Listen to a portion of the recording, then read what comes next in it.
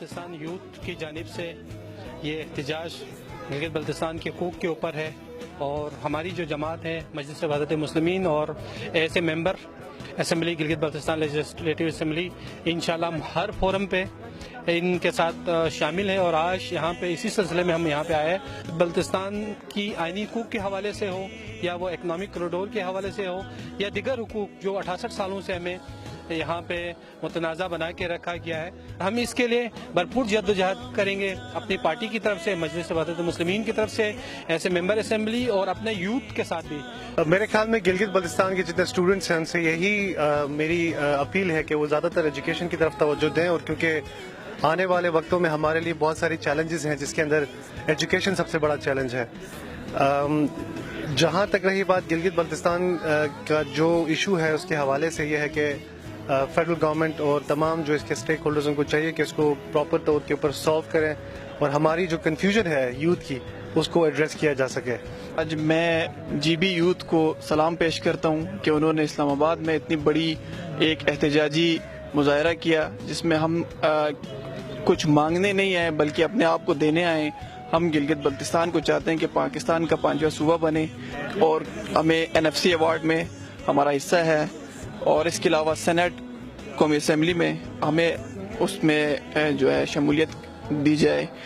آپ دیکھ رہے ہیں کہ آج ہماری قوم جو ہے وہ بیدار ہو چکی ہے، خصوصاً جو آئینی حقوق اور اکنامک کوریڈور کے حوالے سے ہماری یوتھ، ہماری مائیں بہنیں، ہماری خواتین، ہماری پولیٹیکل قیادت جو ہے وہ سارے ہم ایک ہی پیج میں ہیں۔ یہ آج وہ دن دور نہیں ہے، ہم اپنے حقوق حکومت پاکستان کے حکمرانوں کو 68 سال سے تو ہمارا خیال نہیں آیا، لیکن ابھی ہم مانگیں گے نہیں، بلکہ ابھی ہم میں سمجھتا ہوں کہ اس پوزیشن میں آ جائیں گے، اگر ہماری یہ یونٹی قائم رہی تو انشاءاللہ ہم اپنے حقوق چھیننے میں کامیاب ہو جائیں گے۔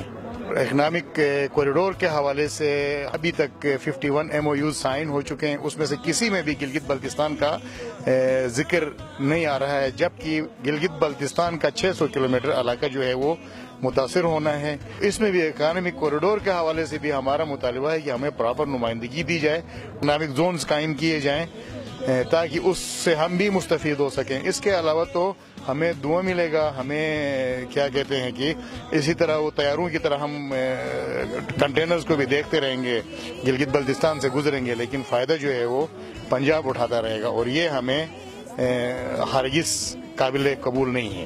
جیسے کہ گلگت بلتستان کی تقسیم کی بات ہو رہی ہے کہ گلگت بلتستان ایک اکائی ہے، ایک یونٹ ہے، ایک وحدت ہے، اس کو انشاءاللہ تعالی کوئی بھی ہم اسٹرگل کریں گے، ہم انشاءاللہ اس کی تقسیم نہیں چاہتے، اس کی تقسیم کے جتنے بھی وہ ہے انشاءاللہ ہم ان کو ناکام بنائیں گے۔ اور اقتصادی راہداری کے حوالے سے میں یہ بتاؤں کہ گلگت بلتستان کے سینہ چیر کر یہ پروجیکٹ لایا جا رہا ہے، اگر گلگت بلتستان کو اس کے اندر شامل نہیں کیا جائے تو شاید یہ ممکنات میں سے نہ ہوں۔ گلگت بلتستان کے جو ڈیو رائٹس ہے ان کو گلگت بلتستان کے عوام تک پہنچانے کو یقینی بنایا جائے۔ تو بیسیکلی ہم یہ چاہ رہے ہیں کہ 5واں صوبہ اگر بن سکتا ہے تو، کیونکہ مسئلہ کشمیر کے ساتھ گلگت بلتستان کا مسئلہ جو اٹیچ ہے انٹرنیشنل لیول پہ، یہ سولو نہیں ہو سکتا ہے۔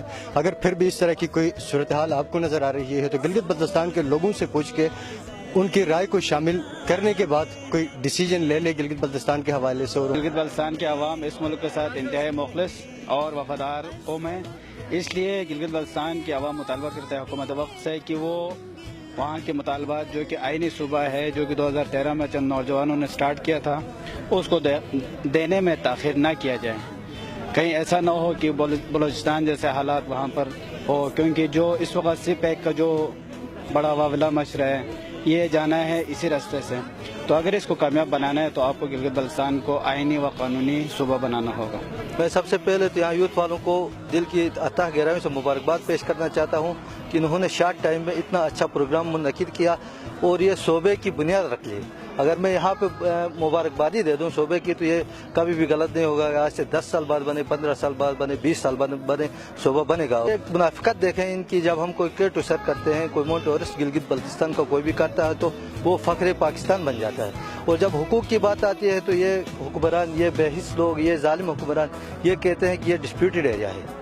اور کشمیر والے بھی دیکھو، ہمارے وہاں پہ کسی بھی اسٹیٹ رول پہ کوئی بھی کہیں کسی کی طرف سے بھی کسی بھی گلگت کی بندے کو کہاں پہ انٹری، وہاں پہ کچھ لینا دینا کوئی بھی نہیں ہے۔ جب ہمارے حق کی بات آتی ہے، جب ہمارے حقوق کی بات آتی ہے، جب ہمیں تو وہ آگے کھڑے ہو جاتے ہیں جی گلگت بلتستان ہمارے ہیں. کہاں سے ہم تمہارے؟ ہم نے اپنے بل بوتے پہ ہمارے آبا اجداد نے یہ آزادی خود کر کے ہم پاکستان میں شامل ہو گئے. پھر یہ ٹیکس کی بات کریں, ٹیکس کس خوشی میں دیں؟ ٹھیک ہے ہم ٹیکس کے منکر نہیں, ہم ٹیکس دیں گے. ٹیکس سیولائزڈ نیشن کا وہ ہوتا ہے کہ وہ پے کرتے ہیں, ٹیکس کبھی چوری نہیں کرتے. ہم ٹیکس دیں گے, خوشی سے دیں گے. دے دو ہمیں پہچان, دے دو ہمارے آئینی حقوق دے دو, ہم سے ٹیکس لے لو.